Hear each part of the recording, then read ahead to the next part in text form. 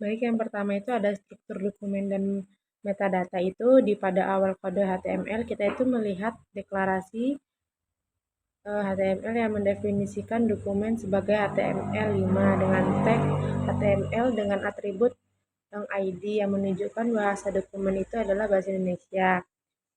Kemudian eh, di metacarset UTF-8 itu memastikan karakter ditampilkan dengan benar.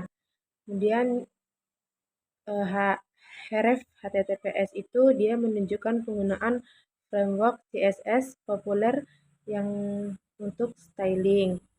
Kemudian ada block style itu yang berisi CSS untuk menyesuaikan tampilan yang lebih lanjut. Kemudian di bagian header halaman, body itu masuk ke dalam. Kemudian di bagian pertama itu ada header yang adalah bagian atas halaman yang berisi judul utama toko, yaitu toko elektronik cepat dengan gaya bold. Di bawahnya terdapat paragraf dengan ID tanggal waktu, kelas dengan teks. Kemudian yang akan digunakan itu untuk menampilkan tanggal dan waktu yang terkini. Kemudian atribut itu ada ID, tanggal dan waktu. Sangat penting karena dia akan menjaga target manipulasi oleh JavaScript. Kemudian di bagian tampilan produk utama dan navigasi gambar, itu dia menggunakan div class row G4. Kolom yang lebih besar yaitu col LG8 yang didedikasikan untuk menampilkan detail produk yang sedang aktif. Kemudian di dalamnya itu ada sebuah div dengan kelas card yang digunakan untuk membungkus image. Kemudian serta tombol navigasi gambar dengan tombol preview dan next. Kemudian memiliki event handler onLike yang memanggil fungsi JavaScript dengan ganti gambar yang untuk menggantikan gambar produk yang ditampilkan. Dan di bawah gambar terdapat ID4, ID produk nama, dan ID produk harga, kelas, dan FP bold text primary.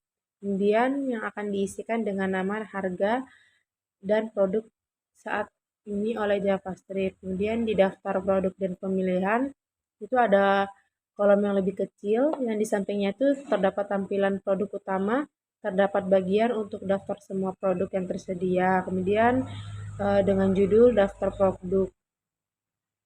Kemudian di area div ID produk list itu untuk tempat di mana JavaScript akan secara dinamis membuat tombol-tombol untuk setiap produk.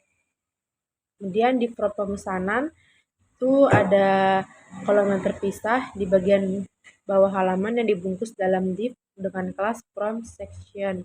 From ini memiliki elemen yang input dasar seperti input type text, kemudian kelas from control ID, nama, kemudian untuk nama pemesanannya itu ada number, from control ID, jumlah, dan minimal 1. Kemudian di input tipe teks itu untuk memesan kode promo seperti tombol button itu submit yang akan memicu proses pemesanan. Seluruh form ini akan memiliki ID form pemesanan dan dilengkapi dengan event listener submit di JavaScript yang untuk mencegah pengiriman from default dan menjalankan fungsi pemesanan custom.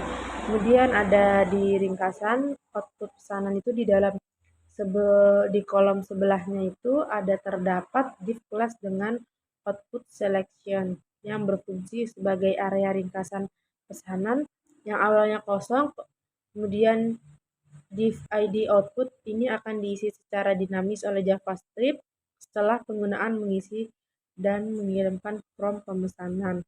Kemudian di data produk, di bagian JavaScript itu dimulai dengan deklarasi array produk yang adalah data inti dari aplikasi yang berisi objek untuk setiap produk. Kemudian setiap objek itu memiliki properti nama atau string, harga, angka, dan gambar.